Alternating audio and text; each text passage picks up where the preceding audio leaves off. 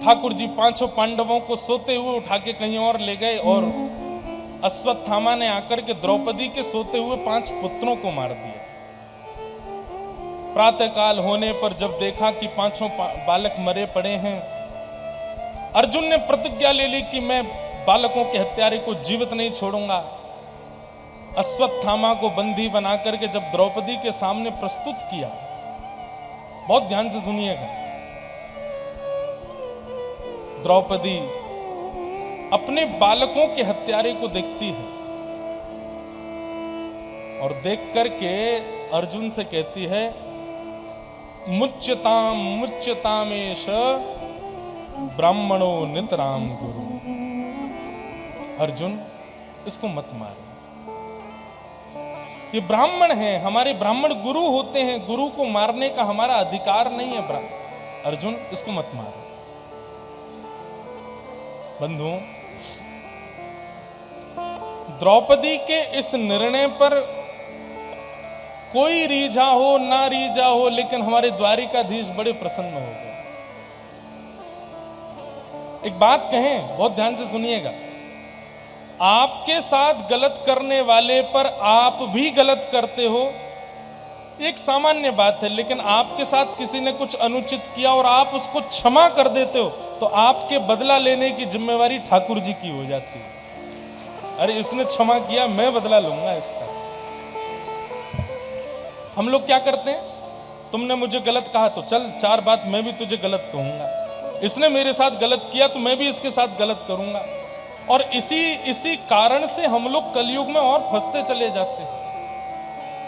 लेकिन हमारे शास्त्र आज्ञा करते हैं, क्षमा बड़ेन को चाहिए। इस संसार में यदि सबसे बड़ा कोई दंड है तो वो दंड है क्षमा। आप क्षमा करो। क्यों बड़ा दंड है? क्योंकि जब आप क्षमा करते हैं तो फिर ठाकुर जी आपका बदला लेते हैं, ठाकुर जी उसको पूर्ण करते हैं। महाराज जी, एक प्रसंग आता है कि जब दुर्योधन की जंघा पर प्रहार किया गदा का, तो बलराम जी क्रोधित हो गए, क्रोधित होकर भीम को मारने के लिए आ गए कि भाई धर्म युद्ध में नाभि से नीचे प्रहार करना मना है और तुमने दुर्योधन की जंघा पर प्रहार कर दिया। तब क्रोधित हुए भीम जी को, क्रोधित हुए बलराम जी को ठाकुर जी ने रोका। वो भीम को मारने आए थे, भगवान ने आकर के रोका और रोक करके कहा, बोले बलराम जी आप क्यों मार रहे हैं भीम को? बोले कि इसने धर्म विरुद्ध कार्य किया है, इसने नाभि से नीचे प्रहार किया, मैं इसको जीवित नहीं छोड़ूंगा। तब भगवान बलराम जी से कहते हैं, बोले अच्छा, जब ये दुर्योधन भरी सभा में कह रहा था कि मेरी जंघा पे द्रौपदी को बैठा दो, तब आपको धर्म की याद नहीं आई? जब ये भरी सभा में दुशासन से कह रहा था कि निर्वस्त्र करके द्रौपदी को मेरी जंघा पर बैठा दो, तब आप कहां थे? वास्तव में नाभि से नीचे प्रहार करना धर्म युद्ध में मना है, लेकिन जिस समय दुर्योधन कह रहा था कि द्रौपदी को निर्वस्त्र करके जंघा पर बैठा दो, उस दिन भीमसेन ने प्रतिज्ञा ली थी कि द्रौपदी नहीं बैठेगी, एक दिन वचन देता हूं कि मेरी गदा जरूर तेरी जंघा पर बैठेगी।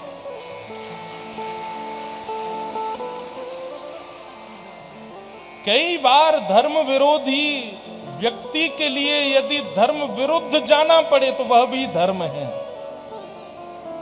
कई बार अब कोई गौ माता को परेशान करे, अबला नारी के साथ में दुष्कर्म करे, उसके लिए हम धर्म का निदान थोड़ी देखेंगे कि धर्म क्या कहता है, ऐसा नहीं करना, ऐसा नहीं करना। जब दुष्कर्मी व्यक्ति हो तो उसके लिए धर्म विरुद्ध जाके भी क्रिया की जाए तो उसमें कोई संशय नहीं, लेकिन गुरुजनों से पूछ करके, अपने मन से नहीं, क्योंकि हर व्यक्ति जो हमारे साथ गलत करता है हमको वो धर्म विरोधी ही दिखता है, उसके संग हम बुरे से बुरा करने के लिए चाहते हैं। गुरुजनों से पूछ करके द्रौपदी ने कहा कि इसको मत मारो, ये मेरे बालकों का हत्यारा जरूर है पर ये ब्राह्मण है, इकलौती माता का पुत्र है,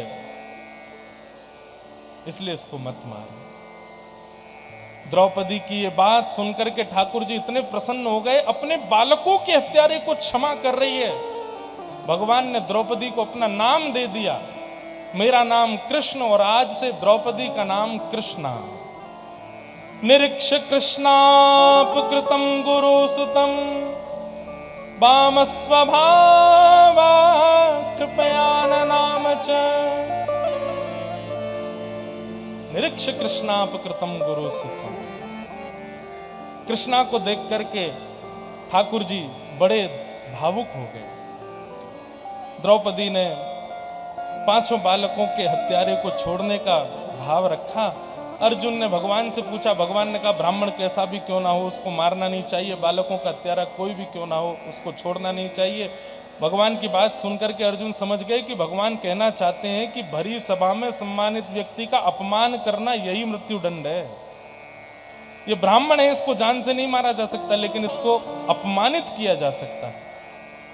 तो भरी सभा में अश्वत्थामा को अपमानित करके वहां से भगा दिया। महाभारत का युद्ध सब पांडव जीत गए थे।